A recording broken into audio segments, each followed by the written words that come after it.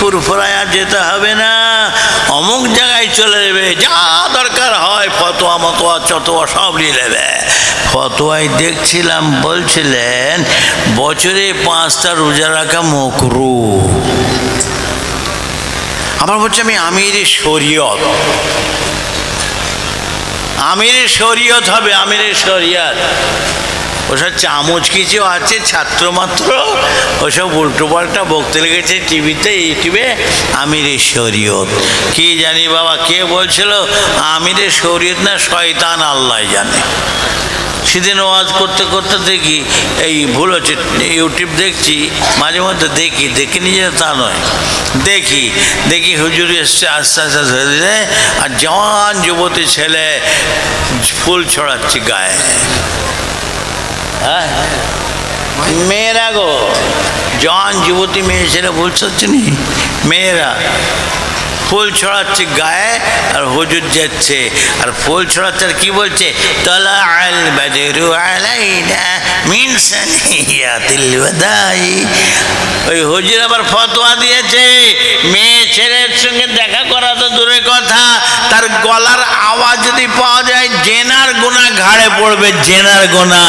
আর এখন হুজুরের গায়ে ফুল মারছে, কি গুনাহ হচ্ছে না হচ্ছে আল্লাহ জানে। আর কত খুলে খুলে বলবো, বুড়ো বয়স হয়েছে আর ভাল লাগে না বাবু। সিলসিলা মুরিদ যারা আছো, আমার হুজুর কিবলাদের কাছে যারা দেখেছো, কোনো রকমতে বাঁচার লাইন তাদের অসুবিধা নাই। আর যারা দেখনি বাবু, তাদের কিন্তু খারাপই আছে, এই সব পাল্লায় পড়ে শেষ হয়ে যাবে। সেই জন্য বলছি ওই সব পাল্লায় পড়ো না। দাদা হুজুর কেবলা রহমতুল্লাহ আলাইহ, 5 হুজুর কেবলাগণ চক্ষু বন্ধ করে অনুকরণ করবেন।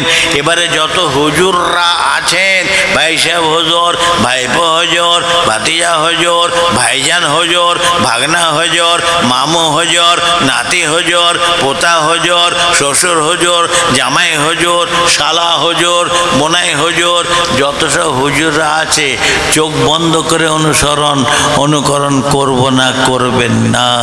একটুখানি চোখ চেয়ে দেখবেন। ইসমাইল হুজুর যে কথাটা বলছেন, এটা দাদা হুজুর বা 5 হুজুরা বলেছেন, হ্যাঁ করেন করেন করেন, না কেটে পড়েন। তাহলে দুনিয়া তো বেঁচে যাবো, আখেরা তো বেঁচে যাবো। আর তা না হলে পরে ইসমাইল হুজুর চা খাওয়াই, থামস আপ খাওয়াই, খেয়েছেন তো, খেয়ে আর হুজুর করবেন, ওই চা খাওয়াই থামস আপ খাওয়াই, শেষ হয়ে গেল বাপ, আর কিছু করতে হবে না। কথা হবেন না, সিলসিলা মুরিদদের বড়ি বাপ মজবুত হন। যাক, যে কথা বলতে বলতে এইদিকে একটু কথা বলে ফেললাম, অসুবিধা হলো নাকি? অসুবিধা হলো? সিলসিলা মুরিদ যারা, তাদের অসুবিধা হবে না। আর যারা উল্টো পাল্টা, তাদের কি হচ্ছে না হচ্ছে আমার দেখার দরকার নাই। আমরা তোদের সিলসিলা, তোদের মতবাদের কথা বলি না, আমরা দাদা হুজুরের সিলসিলা মতবাদ নীতি মত পথের কথা বলছি। আবু জেহেল চলে আসছে, কেন দলবল চলেছে নবীর হাতে হাত দিয়ে, কলেমা পড়ে মুসলমান হবে। আবু জেহেল বলে কোথায় যাও? বলে মুহাম্মাদের হাতে হাত দিয়ে কলেমা পড়ে মুসলমান হব।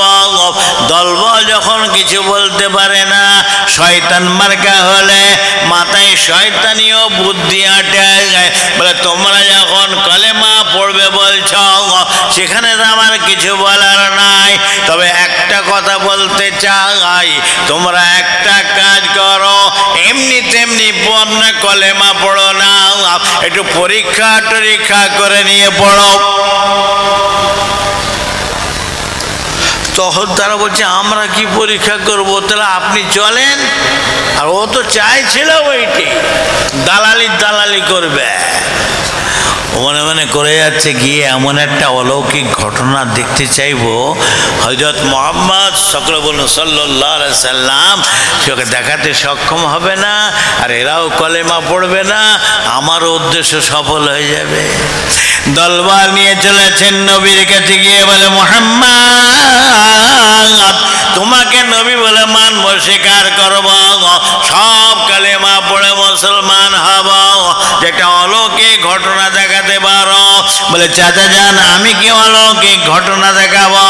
এই যে বড় পাথরটা দেখতে পাওয়া যায়, এই পাথরটার ভেতর থেকে একটা সোনার গাছ পয়দা সৃষ্টি করতে হবে।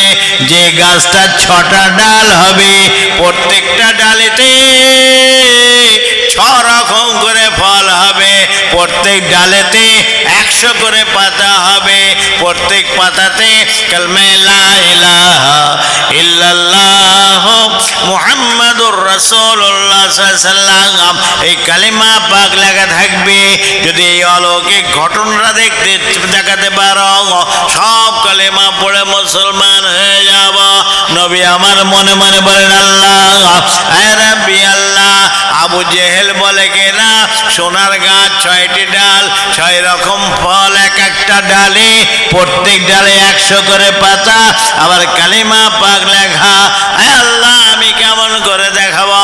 আল্লাহ বলেন যাও জিবরাইল আমার হাবিবের দরবারে চলে যাও।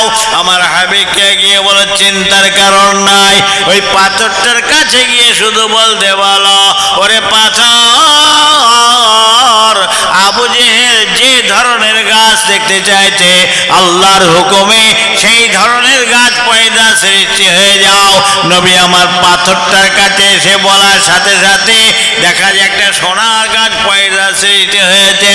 সেই গাছটা 6টা ডাল, প্রত্যেক ডালেতে 6 রকম করে ফল, প্রত্যেক ডালেতে 100 করে পাতা। এই অবস্থা দেখে দলবল যত সব ছিল সব নবীর হাতে হাত দিয়ে কালেমা পড়তে লাগলো যে লা ইলাহা ইল্লাল্লাহ লা ইলাহা লা ইলাহা ইল্লাল্লাহ মুহাম্মাদুর রাসূলুল্লাহ। সব কালেমা পড়ে মুসলমান হয়ে গেলেন। এক ব্যক্তি হলো না, কে ভাই? আবুল মানে পিতা, জাহেল মানে মূর্খ, মানে মূর্খের পিতা ওর নাম, কিন্তু আসল নাম ছিল ওর নাম কি? আবুল হাকাম, জ্ঞানীর পিতা। জ্ঞানীর পিতা এমন কাজ করতে লেগেছে, জ্ঞানীর পিতা চাপা পড়ে গিয়ে মূর্খের পিতা পরিচয় হতে লেগেছে। কথা বলবেন? দলবল চলে আসছে। আবু জেহেল বলে কোথায় যাও? বলে মুহাম্মাদের হাতে হাত দিয়ে কলেমা পড়ে মুসলমান হব। দলবল কিছু বলতে পারে না, বলে দেখো কলেমা যখন পড়বি বলছ সেখানে আমার কিছু বলার নাই, তবে একটা কথা বলতে চাই, একটু পরীক্ষা টরীক্ষা করে নিয়ে কলেমা পড়ো।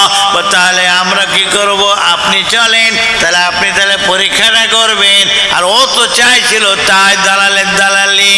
দলবল সাথে করে নিয়ে যায়, মনে মনে প্যাঁচ আটতে আটতে যায়, মনে মনে করে জাদু চলে জমিনে, আসমানে তো আর জাদু চলে না।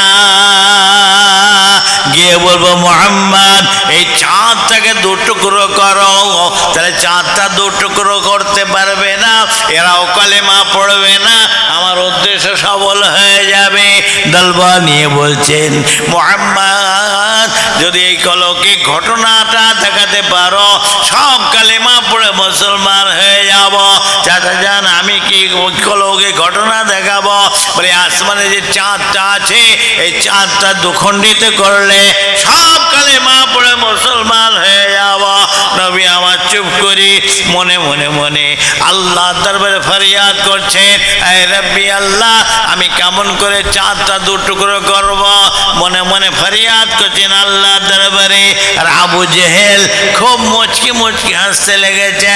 এই তো হয়েছে, দেখো না দেখো, কথা বলতে পারে না, চুপ করে আছে, মুখ বন্ধ হয়ে গেছে, কেমন অপমান অপদস্থ হতে লেগেছে। আরে আমার নবী অপমান অপদস্থ হবেন, আমার আল্লাহ সহ্য করতে পারেন না। আমার আল্লাহ বলেন যাও জিবরাইল চলে যাও, চলে যাও আমার হাবিবের দরবারে চলে যাও।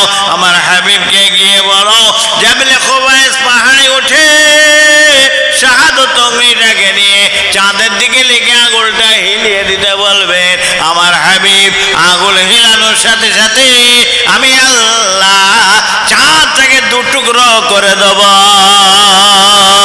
নবী আমার জাবলে খুবাইস পাহাড়ে ওঠে শাহাদত অঙ্গলিখানা নিয়ে চাঁদের দিকে মেশানোর সাথে সাথে চাঁদটা দু টুকরো হয়ে যায়। একটা টুকরা সাফা পাহাড়ের মাথায়, আর একটা টুকরা মারওয়া পাহাড়ের মাথায় গিয়ে দাঁড়িয়েছে। আবু জেহেল দেখে, এন্ড কোম্পানি দেখে, সারা দেশবাসী দেখে। এই অবস্থা দেখার পর সঙ্গী সাথীরা সব আল্লাহর মহাবাণী কালিমা পাক পড়তে লেগেছেন যে লা ইলাহা লা ইলাহা লা ইলাহা ইল্লাল্লাহ মুহাম্মাদুর রাসূলুল্লাহ। আবু জেহেল বলছে, আসমানও জাদু চালিয়ে দিলা, তাহলে কত বড় জাদুকর। আচ্ছা মোহাম্মদ, চাঁদটা না হে দুটো করে করলে ফের চাঁদ থেকে জোড়াও দিন, খালি মুড়ি ঝাঁটালে পিটানোর দরকার। কি গো, কথা ঠিক না বেটি গো? ব্যাগ দেখা যায় নবী আমার জান আল্লাহ জান আল্লাহ ভরসা। আবু জেহেল যখন বলেছে, নবী তখন করছেন কিনা চাঁদের দিকে অঙ্গুলি ইশারা করে দেখাতে, দুই ধারে চাঁদ দুই পাহাড়ের মাথায় আস্তে আস্তে এসে একবারে একসাথে মিলিত হয়ে একটা গোটা চাঁদে পরিণত হয়ে যায়। একটু জোরে বলা যাবে না? সব কালেমা পড়লো, আবু জেহেল পড়লো। ভাই হাজি সাহেবরা হজপাকে যান, কিছু আনুক আর না আনুক, দুইটা জিনিস আনবে। একটা হচ্ছে খেজুর, আর একটা কি ভাই? জমজম শরীফের পানি। বহু রকম খেজুর দেখতে পাওয়া যাবে। আপনি খেজুর মার্কেটে চলে যাবেন, একটা খেজুর দেখবেন তার ভেতরে কিন্তু দানা নাই।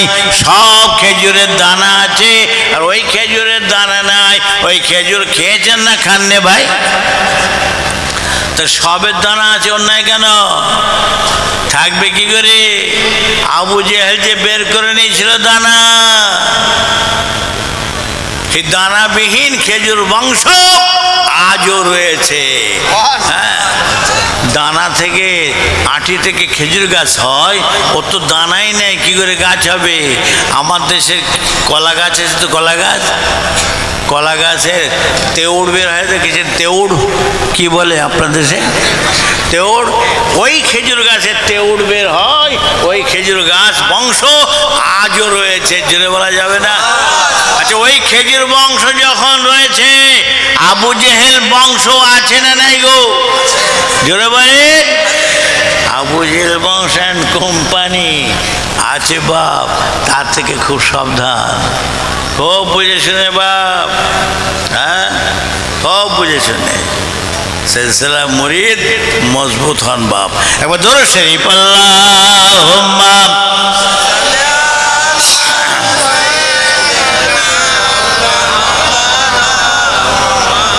ওয়ালা আলি সাইয়্যিদিনা কালমা লা ইলাহা ইল্লাল্লাহ লা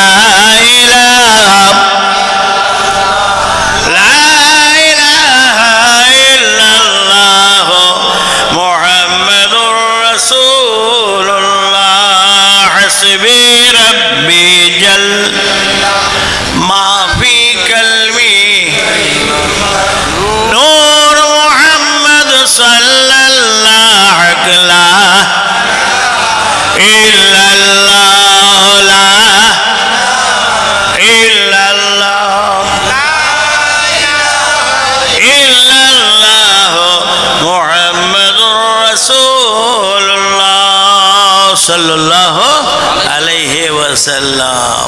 সিলসিলা মুরিদ বাপ যারা বলেন দাদা হুজুর সিলসিলা মুরিদ, তার কাছে আমার কথা মজবুত হন। আজকাল ইউটিউব লেখালেখি অমুক তমুক সব কিছু হচ্ছে, দেখবেন পুরনো সব এখন সব ইউটিউবে ছাড়ছে, ইউটিউবে পুরনো সব ছাড়ছে, আজে বাজে কথা বলছে। ইব্রাহিম হুজুর, আল্লামা রুহুল আমিন সাহেব রহমতুল্লাহ আলাইহি তাঁর সম্পর্কে গালাগালি করেছেন, অমুক করেছেন, তমুক করেছেন, সব দিচ্ছে, সব মিথ্যা কথা। রবিউল ইসলাম রবিউল ওনাদের ওই বঙ্গনুরে কাজ করত, তাকে দিয়েছে ওরা নিজেরা লিখতে বলেছে।